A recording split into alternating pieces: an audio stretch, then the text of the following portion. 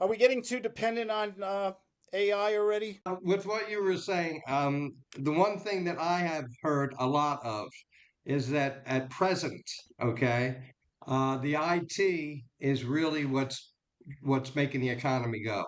And Mm. I've heard more than one economist, legit economist, not you know who's economist.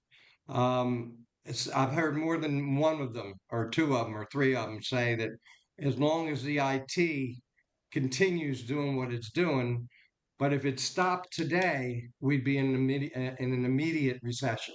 Now, I'm not an economist, but I'm just telling you what I've heard a lot of. I was going to say, and if that's true, we could have a very big problem, okay? Because, I, IT is running the show for the economy right now.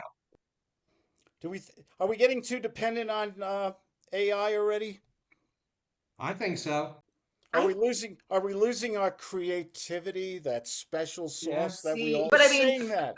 but well, hang on just a second, because I think that the thing is you have to use it as a tool, not as a replacement. Yeah. And you have to have the human behind it and the human's judgment and experience and creativity.